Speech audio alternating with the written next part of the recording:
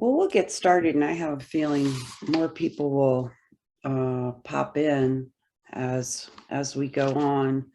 There were quite a few RSVPs, but I think sometimes people do that, months ago, and then it just sort of stays there. So we're never really exactly sure how many people are going to attend. And also, we had to reschedule because of Thanksgiving, and also the wood utilization workshop that Damon's running is running at the same time. And so just a lot of things going on. So we had to push it up to today. But I thought we could just go around and do a round robin so everybody knows who's on the call. And for all of you, I am Ann Matek, and I am co-chair of this COP, and I represent the Greater Flagstaff Forest Partnership.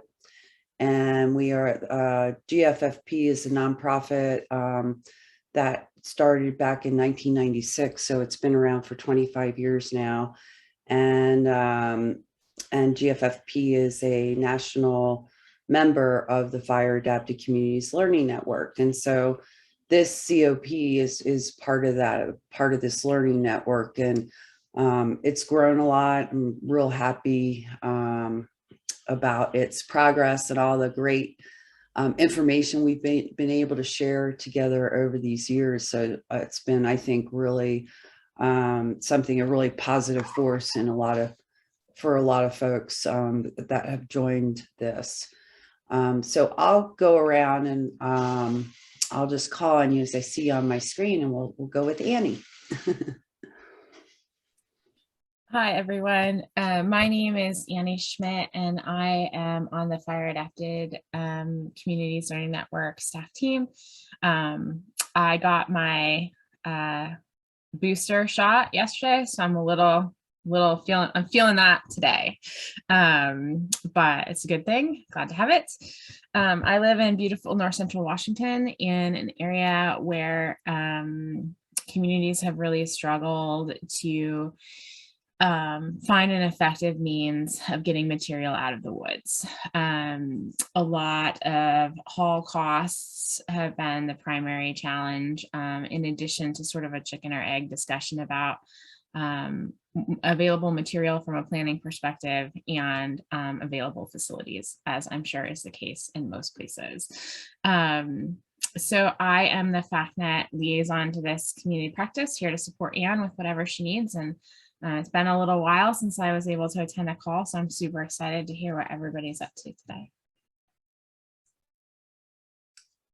Thanks, Annie. And Andrew, excuse me, Andrew, I left off the W, my apologies. No, it's okay. I just looked, and yeah, Zoom puts my name together into one. I should fix that.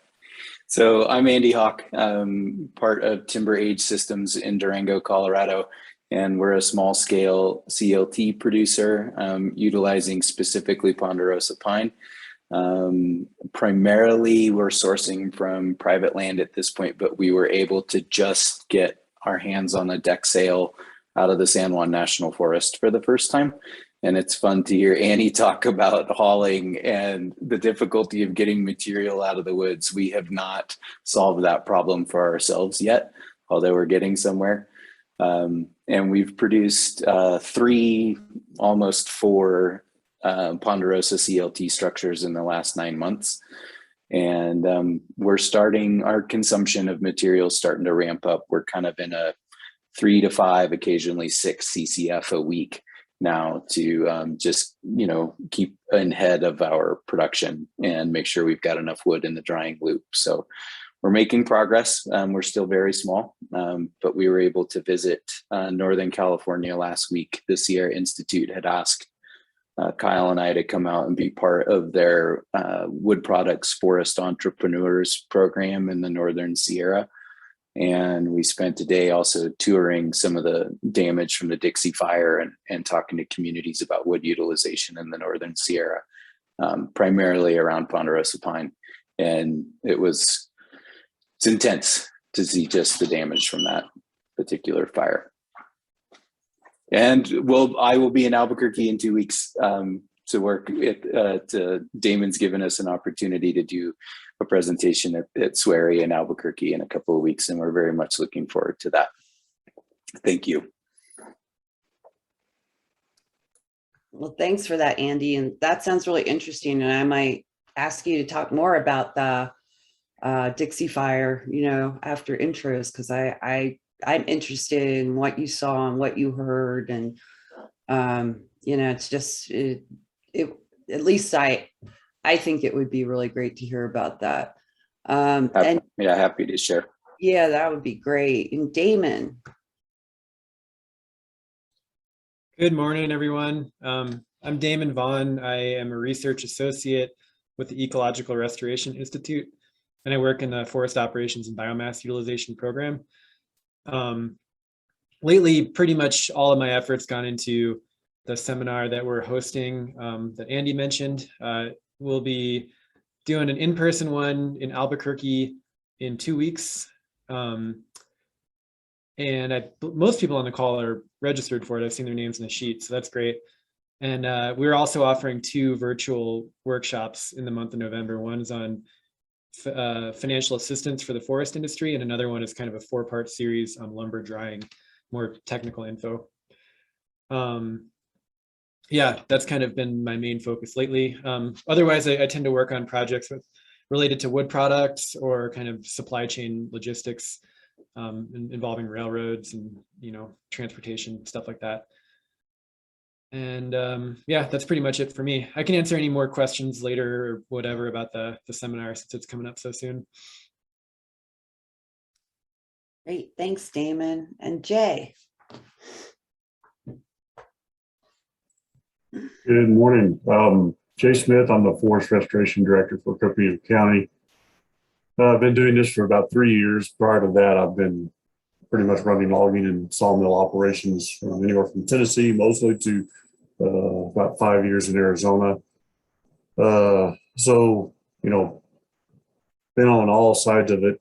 Right now, most of my time is spent around trying to build partnerships and collaborations within the Forest Service and National Forest Foundation and others for funding of steep slope projects, things that are going to affect the county flood control district. We've been doing a lot with this bipartisan infrastructure bill, trying to get it figured out when it's ready and how it's going to happen and how we're going to get some acres that we need prioritized. I think it's going to be crazy once that bill gets passed, if it ever does get passed, and we can get some funds flowing to get some really good work done, hopefully, to where we can start seeing some impacts. But yeah, we've been continuing our Bill Williams Mountain steep slope project. We're about 3 weeks away from getting all the helicopter work done on 176 acres. At a cost of $12,000 an acre. So you just get a little feel for how much we're spending. But when we look at the millions of dollars we spend in post flooding, the return on investment is there. So we're happy to put dollars toward that.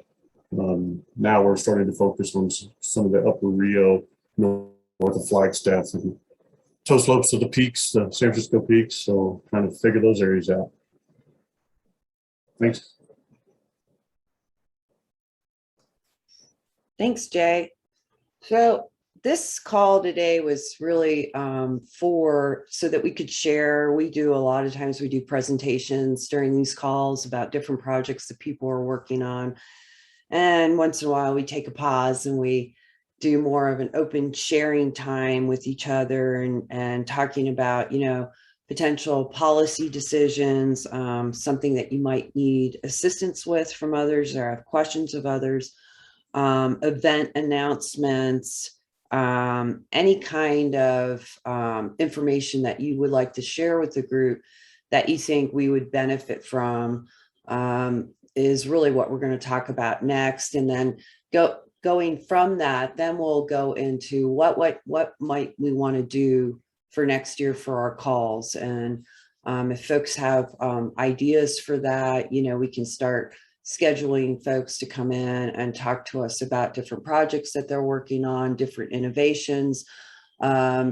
different areas where we feel like we can move wood utilization forward in an expedient way, because that's what we all know we need to do in order for us to be able to really restore the forest at the scale and pace that's needed. I can just share with you really quickly, Jay, I don't know if you remember, but Dave Minot, he was part of the Sedona Hiking Club that we presented to on prescribed fire smoke. And he called me and he was pretty concerned because the Fry RFP was canceled. And Annie and Andy, I don't know if you know about that. You probably heard. I mean, it's pretty big news.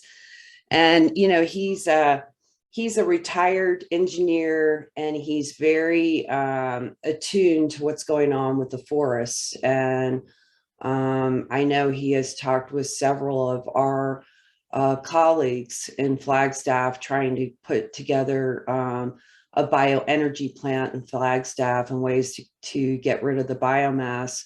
So I talked to him and I just sort of gave him my summary of what is going on with Fry right now.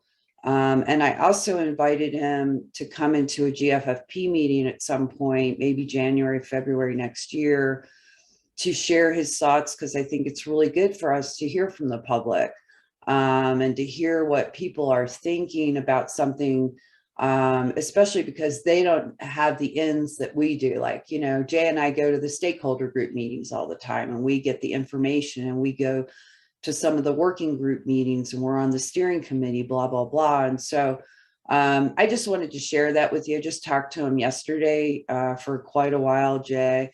And, you know, it's just interesting to hear what folks are hearing and thinking that are outside of our elite group. And I put elite in quote unquote in the sense that, you know, they just don't have the end like we do.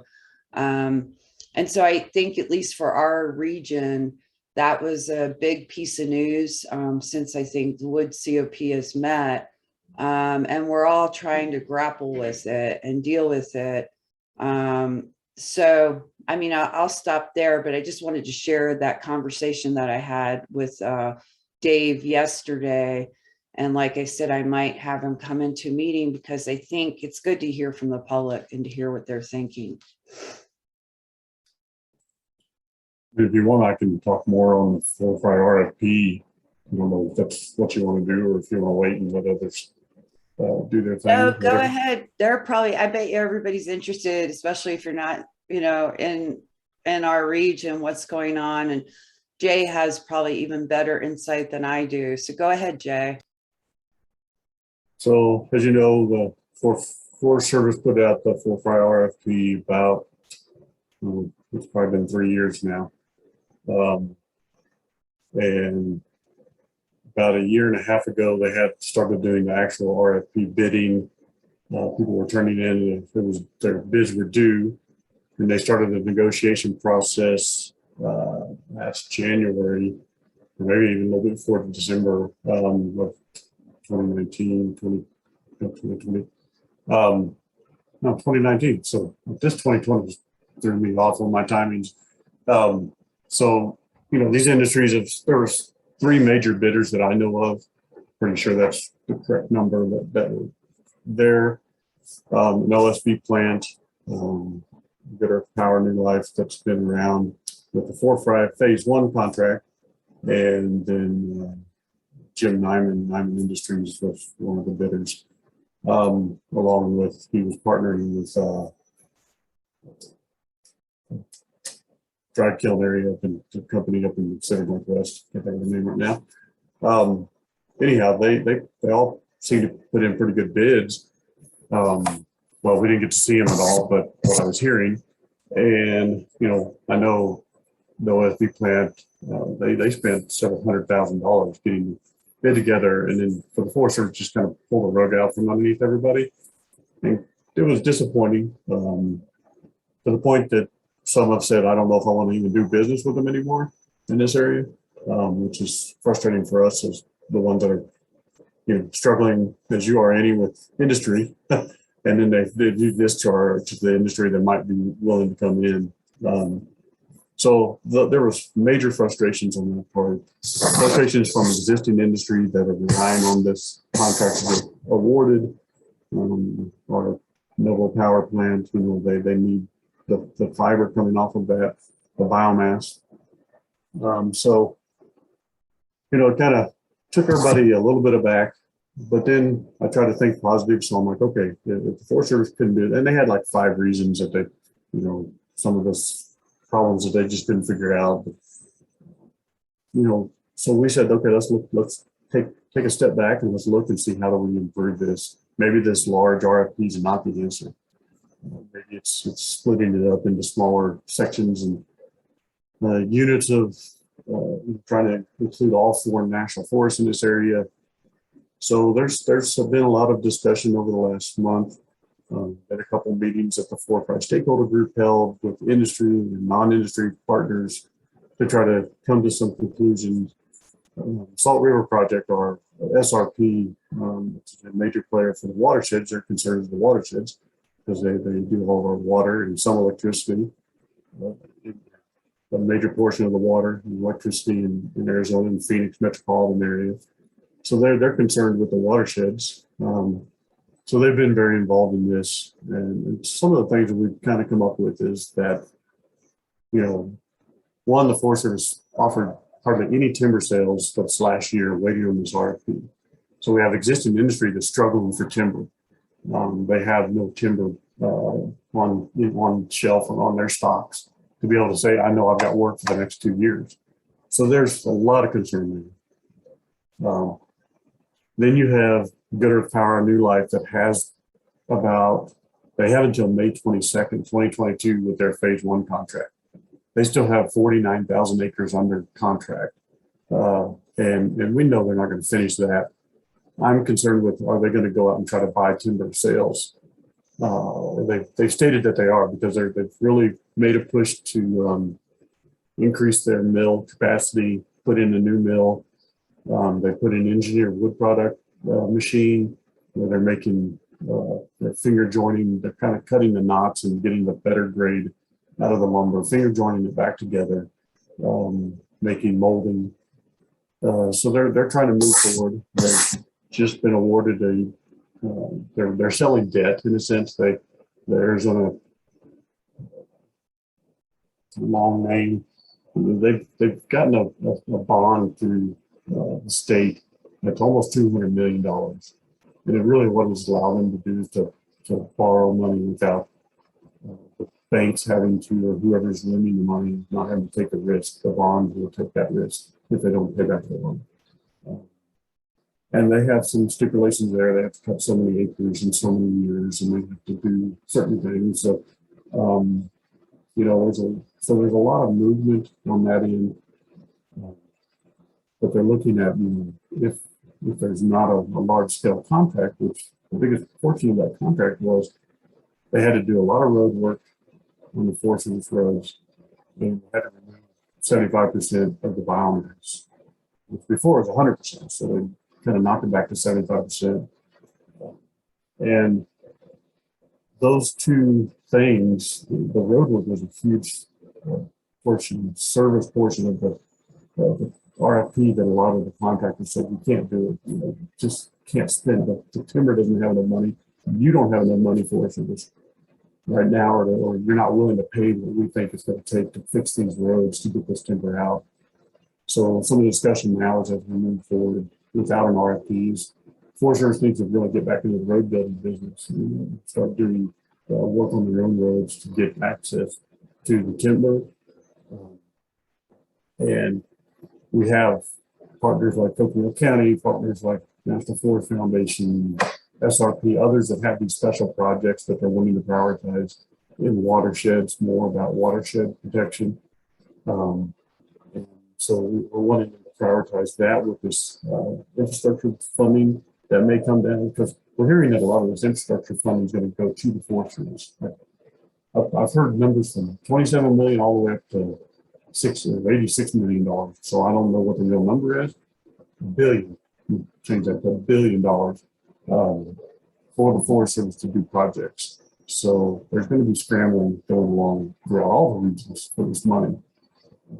So there's prioritization lists that are being built by the Forest Service with partnerships.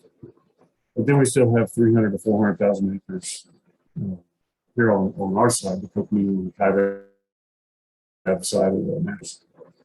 Eastern side's got pretty good industry going, so they kind of feel like the Tonto and the ARS, the Apache Soup Reef, can supply them enough timber, keep them just moving along at their 15,000 acre, maybe up to 20,000 acres a year.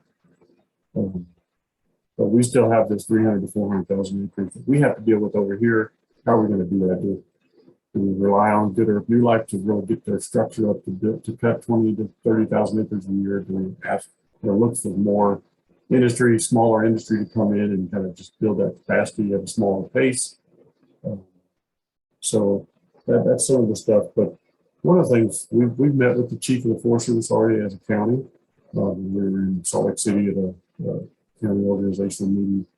And one of the things we're pushing is, how can the Forest Service, or why won't the Forest Service hire a forest industry liaison? And not somebody that says, oh, I've done a little bit of, but somebody from warehouse, Georgia Pacific, somebody that knows industry, that has 25 years experience in industry, work for the Forest Service to help them understand. Because right now, one of the things I learned in this RFP process is when the industry tells the Forest Service something, the Forest Service doesn't hear, they don't hear the same message as what I would hear growing up in the industry. I hear what the industry's saying, I'm like, yeah, that makes sense. And the Forest Service hears something completely different. They just don't understand the industry, the for-profit side of it. They don't understand, what the industry's asking for in some of these things and why they're asking. And they don't understand looking at, balance sheets and all these different things that the industry has to look at to make a profit. The Forest Service can't look at that and say, oh, I see where the problem is, or, oh, this is a bad model. This industry can't make it based on what they're showing here. They don't have that capacity. And to me, I think it's critical they get that capacity if they want some of these things to move forward, especially in the Southwest with low value timber. It's just so critical that we have the right industry here. And I think we're understanding now that there's not a silver bullet. I think some of the Forest Service thought, well, the OSB plan will be the silver bullet, but they couldn't even get that to come to fruition through this RFP process. So that's just a quick update. I'm happy to answer any questions in that. Hey, Jay, I'll just add one item that you remember the White Mountain Stewardship Project. We did I worked with Dr. Young-Soo Kim, who's a forest economist, and we did a socioeconomic assessment of the White Mountain Stewardship Project. And in that, one of the recommendations, Jay, is that liaison on both the industry side and the Forest Service side. And it might be good to hand that report, put that report in some people's hands, because there's a lot of other items in there that I think would really resonate to what is happening right now. And for them, that report too is really derived in talking to a lot of industry members. So we really got their perspective.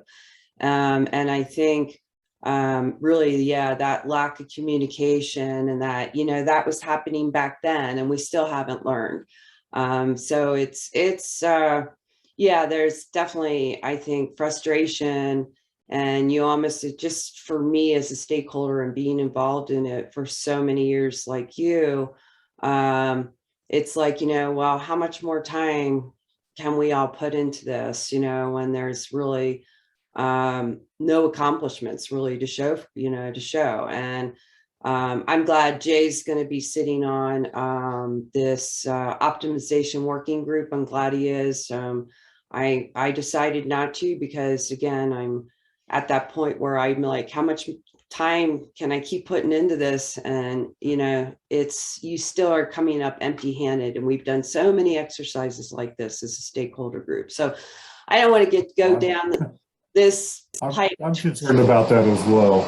You heard my concern the other day when we were on that meeting. I'm like, we're gonna have just yet another meeting and another work group that, Right.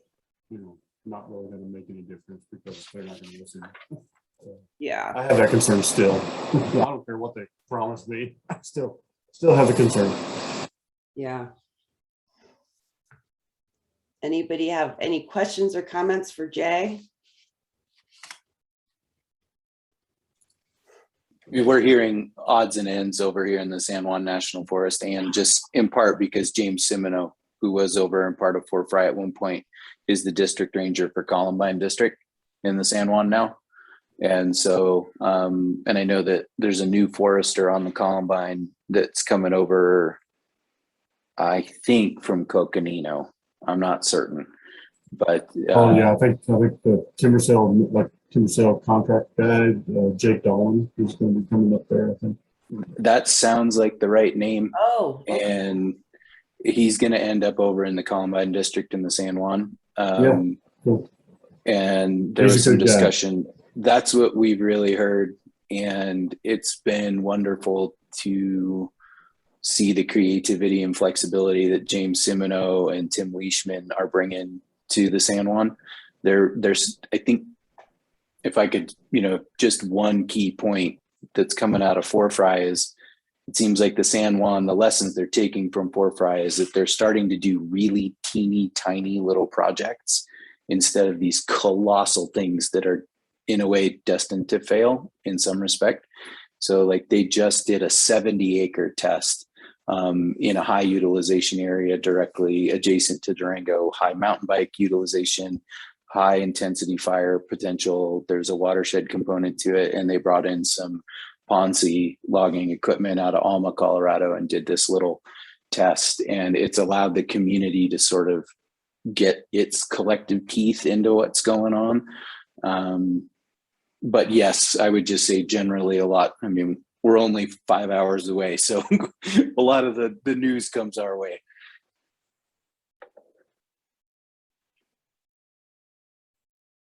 Yeah, and I can also talk about, I mean, pilot projects are such a good way to go.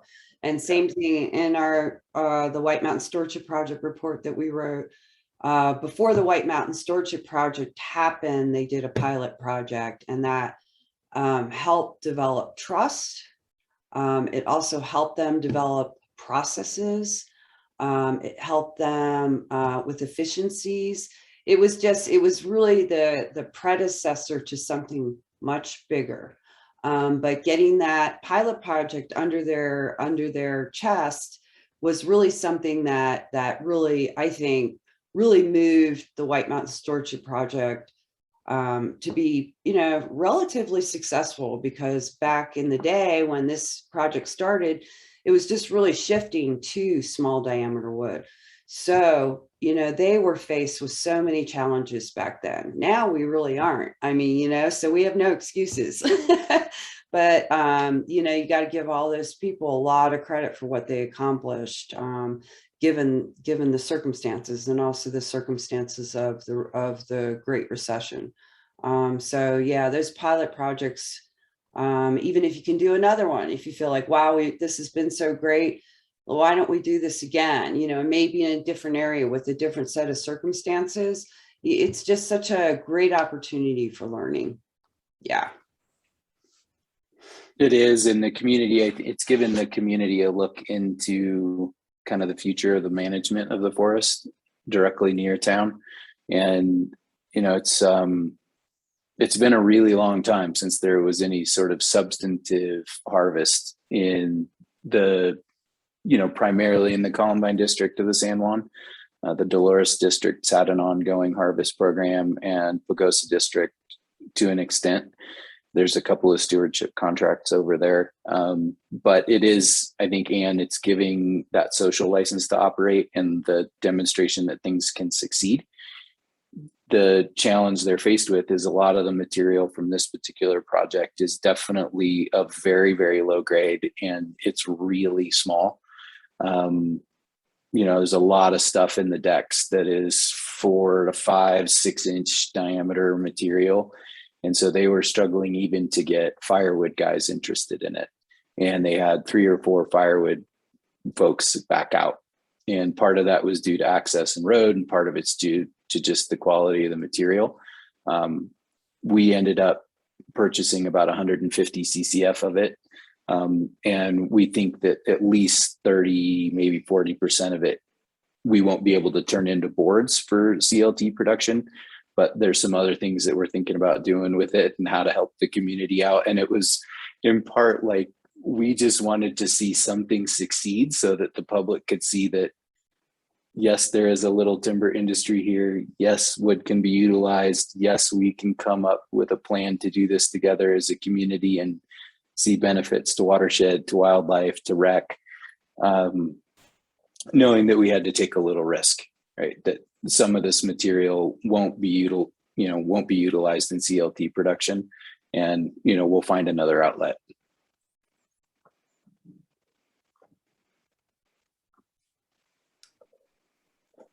Yeah, I keep referring back to that report, but another reason this project, the White Mountain Stewardship Project, was successful is because of industry was incentivized, and the Forest Service as well.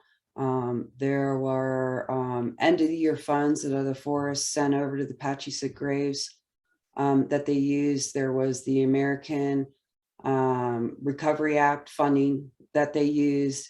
There was a $500 subsidy to the contractor. There were the woody biomass utilization grants. So there were multiple ways that this project was incentivized financially. And that was another reason why it was, back then, it was successful. They were doing about 7,000 acres a year. It doesn't sound like a lot, but for everything that they were up against, like I said, you just were switching to novel technologies like in-woods chippers and in-woods processors, the Warthog processing head, and the, and then also just a challenge of figuring out what do you do with the small wood and the biomass. And so they were up against so much that, but they wouldn't have been successful without these incentives. And so that's another item that I think we really have to start pushing. And potentially certain acres don't need to be incentivized, but others do. And, I do believe that industry, at least now where we're sitting today, we need to push that as stakeholders, and to help, people like you, Andy, who are really, trying to show that this can work, but at the same time, you do have to have some financial benefit. I mean, that's the bottom line. You can't work and not make money, and so I think if we all sort of get into that kind of mindset and start pushing those ideas, it may help.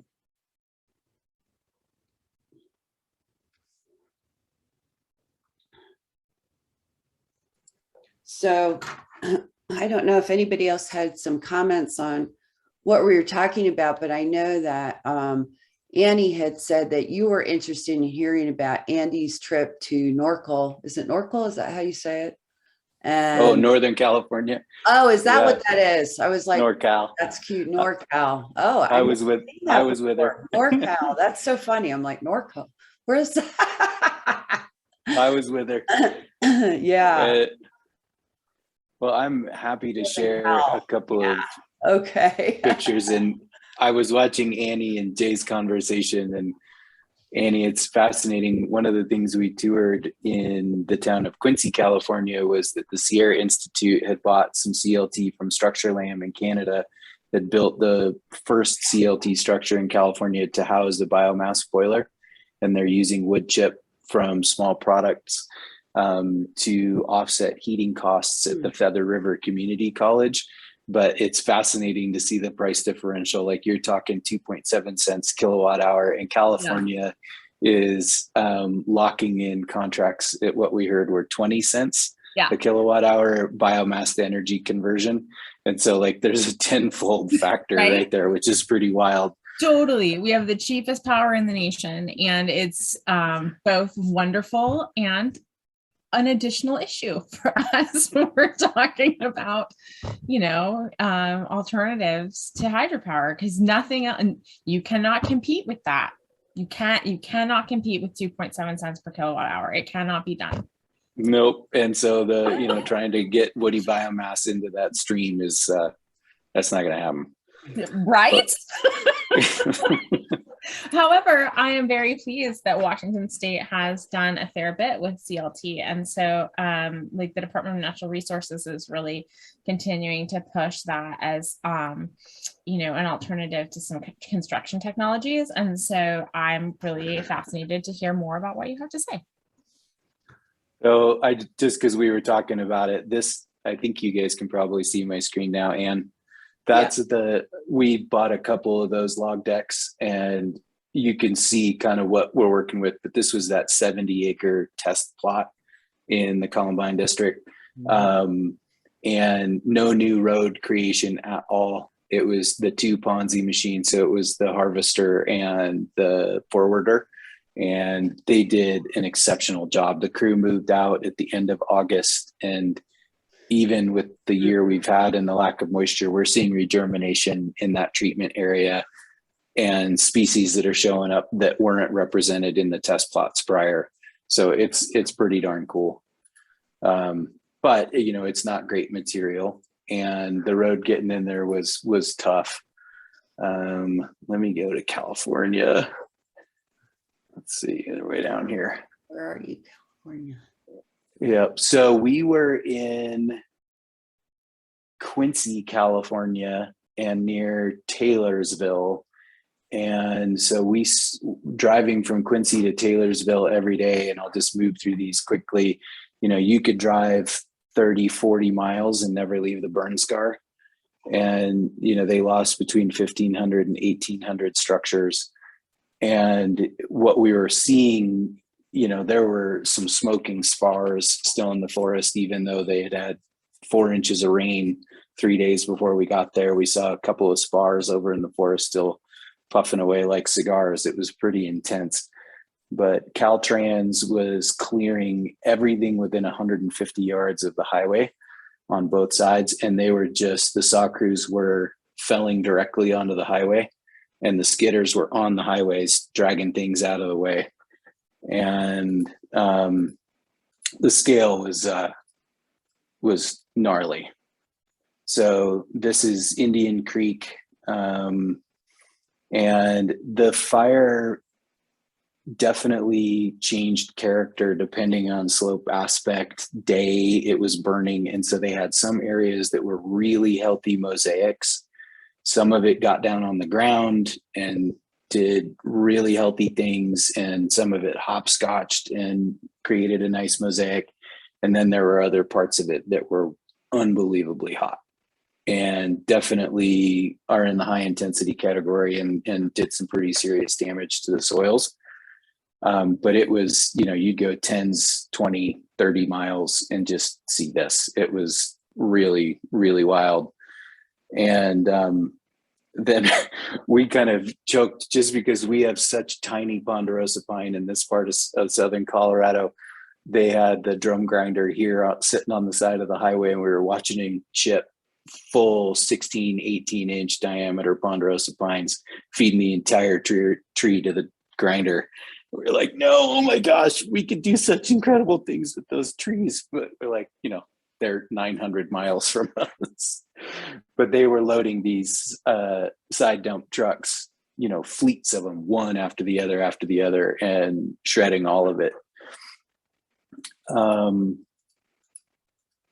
We found some big trees. And then we did a little class. Let's see, they hosted this really cool program for forest entrepreneurs. But I mean, this was, you could see where the rocks had been exploding when the temperatures got so hot that the rocks were starting to shatter.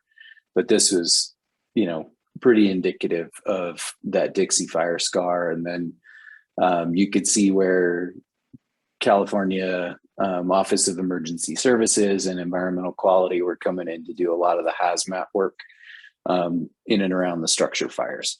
But there are, people living in tents still. And so there's a lot of conversation in the community just to simply how to get people through winter and what can be done in the way of rapid housing. So that's, sort of what we saw in California, and I can stop sharing at that point. But just the scale of it was really quite intense.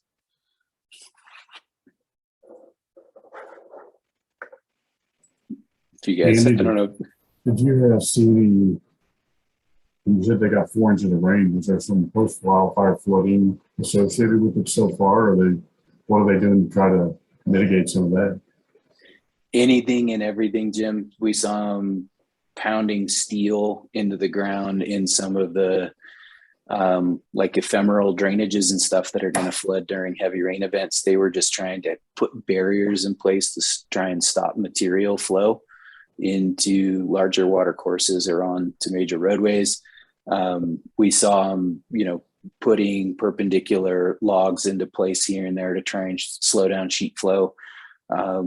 You name it, they're trying to do it right now. And really, there's no action being taken outside of the first couple hundred yards of either side of the major highways, because they're just trying to keep roadways and communities open at this point before they triage anything else. But yes, we didn't see the Indian Creek at its highest stage of flow, but you could see the ash line. It was still in bank, but you could see the ash line and the debris flow pretty high outside the water course. And so they were doing anything they could to try and slow down debris flow. And they had some mudslides and some rock slides. One of the big rock slides that made the national media was not actually in the burn scar, or not in an area of the current burn scar. It was in a former burn scar. And so it wasn't totally tied together, but they're doing anything they can. And there's a lot of discussion. The Sierra Institute has just purchased a sawmill, and they're working with a local family that has milled for a couple of generations. They've got a Mighty Mite out of Nebraska, and they got an LT 300 out of Kentucky, and they're putting it together on an old brownfield redevelopment in Crescent Mills. And they're going to just make anything that the community can immediately utilize at this point, and they're just going to saw 100% black timber.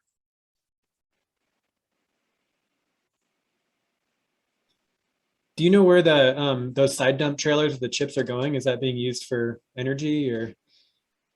We couldn't find out. There was no way to even stop on the highway, Damon. Everything was, locked down because they were down to one lane for long distances. So they would, you'd wait 45 minutes in an area and they'd run a big train of cars through and swap. So it wasn't easy for us to get a lot of info. It looked like at that point they were just piling chip until they could figure out, are they going to like heli drop it back into the forest and get it back on the floor? Are they going to use it for energy? My guess is that it's probably, again, all the above, because they're totally in triage. Yeah, and unfortunately that's not like, that mode of operation is not necessarily likely to change over the next 2, 3, 4, 5 years. Like the snag fall risk onto roads, it's going to continue to go up. The post-fire flooding, debris flow risk is going to continue to exist. Yeah, that's a fair bit of topography with pretty severe burn impacts. So I was intrigued by the housing comment. That's something that we see a lot of across the country with communities that are heavily impacted, is just the time crunch between the close of fire season and winter.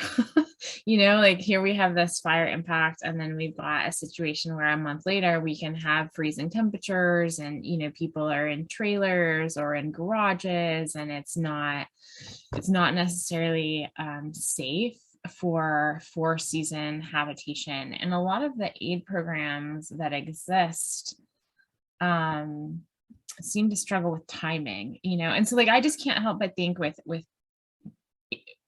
post fire and biomass, that if you could solve some of the timing issues, that you really would have an opportunity to fulfill a gap in the existing recovery structure. Like if you could get material out and use it to construct shelter that was livable and safe in a small enough time frame that we are not looking at the next spring or the next year, or if you're doing slope stabilization with materials and it's like that fall, I just like the gap we see is one of timing, like that triage mode that you're talking about, Andrew. Like I think there's opportunity there if we could figure out how to operate inside of it. And we're trying to figure it out. It was one of the conversations we had, is that we've previously flat packed 120 square foot CLT building onto a light duty truck and, you know, assembled it in a day. And so we've been we're actually flat packing a 200 square foot building right now and saying, okay, well, if we can put 200 square foot buildings together in a flat pack and put them together on site, then you've got, you know, potentially 400 square feet, and maybe that gets someone through 3 months, 6 months, something like that. And so one of the conversations we had out there was, what would it take for us to flat pack 400 square feet of CLT and move it? And how fast can we do it? Because the communities are feeling exactly what you just spoke to.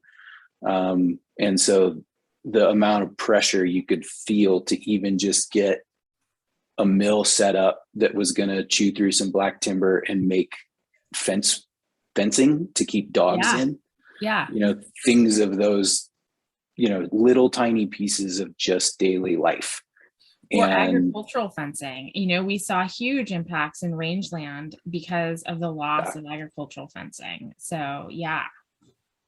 Yep. And those were the conversations, which was, yes, you know, fire season now is only terminated by winter, if you have winter. And if you're losing structures, what is that gap? And so we're trying to figure out if we can come up with, you know, 200 square foot housing modules that could go on a flatbed, and how many of those can we produce monthly, something to that effect. And it's just enough to get someone through the first critical period. Right. How do you do it? Yeah. So we're smashing our head into it. I wouldn't say we're successful. Well, we flat packed a couple of buildings, but it's fascinating. That's definitely in line with a lot of the challenges that we've seen in communities across the country. So I love your trucking stuff. I was reading your thread of comments. We've been lucky in that we've never gone more than 40 miles from the forest to our little tiny factory back out into a structure. Nothing's gone more than 40 miles. And that's been a big up for us because we just have a little less tied up in hauling. Yeah. But one of the things that Southern Colorado is definitely suffering from is that there's just two modes. There's full scale log trucks where you can get them in, and then there's nothing. And so we're working on a custom truck for our operation, a little self-loading 24-foot truck to get into these smaller spaces, because that's it's going to take for us to get the material that we're after. But it's just, we're struggling. I mean, we're struggling to figure out how to move material more consistently and effectively at the lowest possible cost.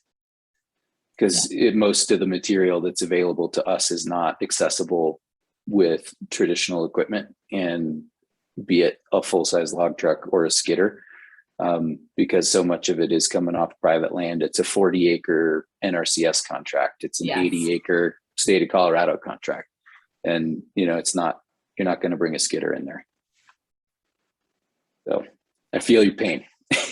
Yeah, no, it's grim here, but it's been grim here for a really long time. So not particularly new to North Central Washington. But I mean, what's been amazing to me is just the widespread impact that the closure of our single small diameter facility really had just on the whole system. I mean, there's just a tremendous difference between a facility that's like 12, 13 miles from town, and a lot of the material is actually in between town and the facility. So like, you're not getting further away, you're getting closer. And then, hauling it over a mountain pass, like, so putting one of those log tracks on a windy, narrow mountain pass and sending them over 100 miles one way or 200 miles the other direction. I mean, there's just a huge difference between that and basically a facility that's on site in the woods. Like that's the ramifications of that closure to the whole system here in North Central Washington, which includes really 3 national forests, 2 that have been sort of merged, and the third it was significant. Anyway, fun times.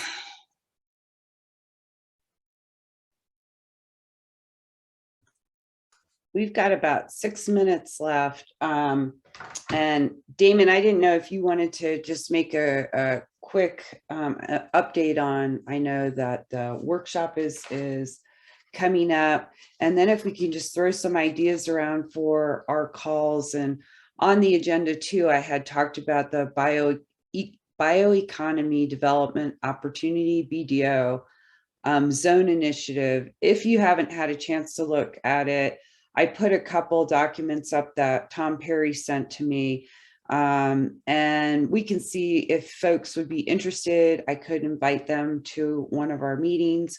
But Damon, let me let you give you the floor, and then after that we can talk about whether we want to hear from the BDO.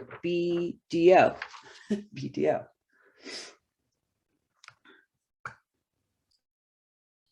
Sure. I just dropped a link in the chat for the seminar that's coming up. It's got info about the in-person one as well as the 2 virtual ones. I forgot to announce earlier that we did make it a hybrid, so you can attend remotely. We made that option available because a lot of U.S. Forest Service people, well, all of them still can't travel, so we kind of needed to. So yeah, we've got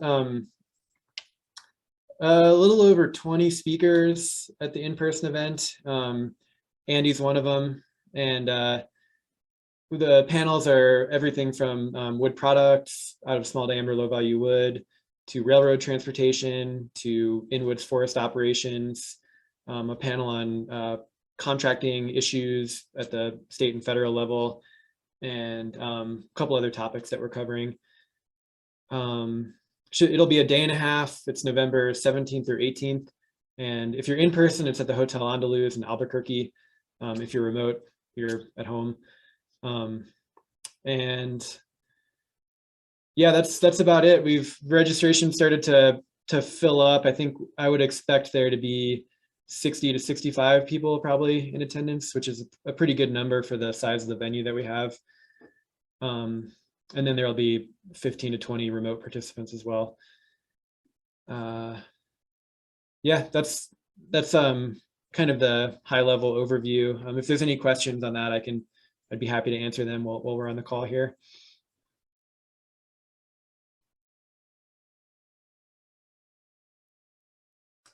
Well, it sounds like it's gonna be super interesting, and I'm excited for you guys. I think it's gonna be great. And we'll look forward to hearing about it when we meet again in January. Maybe I'll put you on the spot so you can talk about it. Cool. I'll be ready with a recap for that one. That would be great.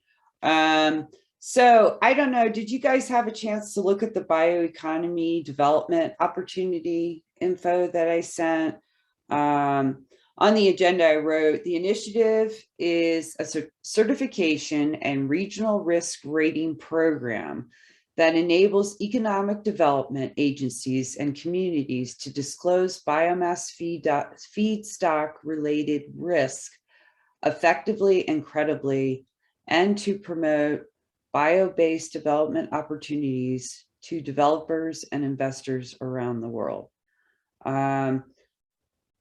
And Tom Perry said they're really anxious to do presentations. I just don't know if it's more like, they're trying to sell us something, and not really sell us something, but I just thought I'd throw it out there and see if people were really interested in that or not, as a potential guest speaker.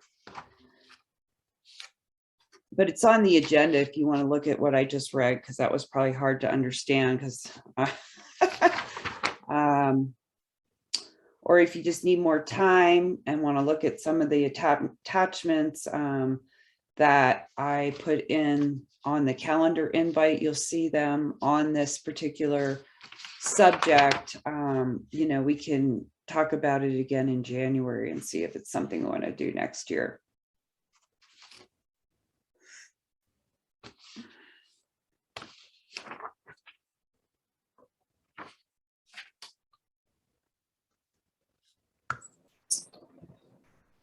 Yeah, I think I'm gonna look into a little more in myself, just to try to get a little better feel for what they're Yeah, gonna try to do. Just to see if it is something worth our time to right. do. I don't wanna be sold something or have a salesman come on and talk to me about something with a, you know, if it's an innovative way of building bioenergy or something, might be interesting to hear about. Okay, yeah. But if everyone wants to take a look at that, do you know where the documents are that I attached there? If you go to the calendar icon in Podio and under the date for today, you should be able to see those. And then maybe you can take a look and everybody can let me know. Maybe we'll talk about it again during the January call. Sorry, I was reading, and Annie had to leave because she has a meeting at 10:30. And we don't have a heck of a lot of time, but if you guys also have any ideas for future calls or discussions that we could do next year, please think about it and let us know. We're always looking for new ideas or what people are working on. There's potential that I could talk about, maybe I could bring Evan in, Evan Yerpa.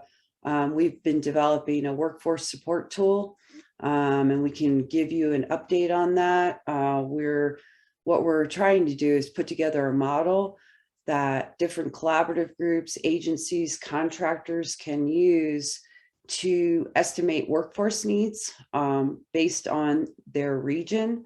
And we are getting close to finishing up our data collection period.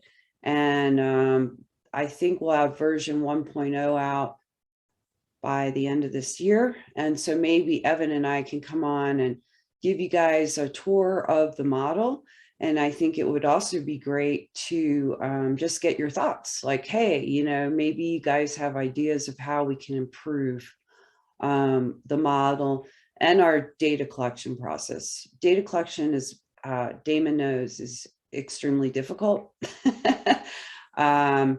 So that might be something we'll talk to the group about too. So that's something I think I would like to definitely bring to this group is presenting our workforce support tool. This is being developed for the American Forest Foundation and funded by the Forest Service. Anything else before we check out?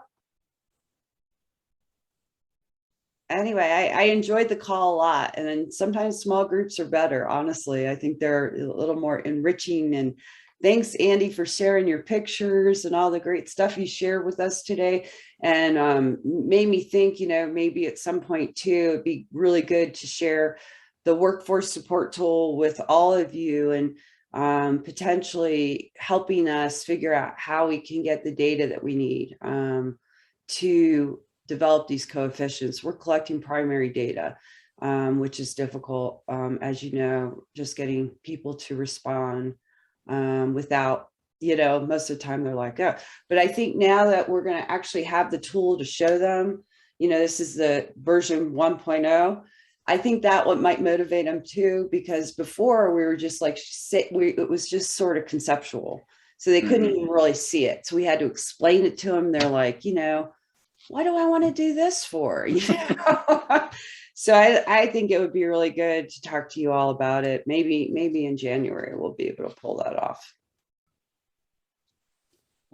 Thank you, Anne. I appreciate your time and nice to see your faces. And Same Damon, here. I'll see you in a couple of weeks. Yeah, and I may try to join Damon virtually. I gotta look into that because that's been on my mind. I think too, with COVID, everybody might be a little hesitant still, you know what I mean, for these in-person things. So, but I think it sounds like you have good attendance considering. Yeah, we started really planning it back in June when things were looking really good. Yeah. So we didn't know. But yeah, hopefully it'll be a good turnout nonetheless. Yeah. Yeah. All right. Well, I hope you guys have a great day and we'll see you again in January at our regular. Oh, just real quick mention, starting in January, because the time will change. Arizona, we're on at 10:30. Colorado, you stay at 10:30. So we get an extra hour to sleep in. I'm so excited. It's always so fun since we live so close to the border. There's this constant back and forth of what time's it? What's Arizona at right now? I know. That's why I had to tell my Arizona people it's 10:30 in January. So, but because we just always keep it on Colorado time. So it always stays at 10:30 for you guys. But Arizona, we go, yeah. Our time doesn't change, but it does change. Right. Yeah. Anyway, guys, have a great day. And thanks so much for being here. And we'll see you soon. Excellent. Thanks. Good luck with your project. Bye. Bye-bye.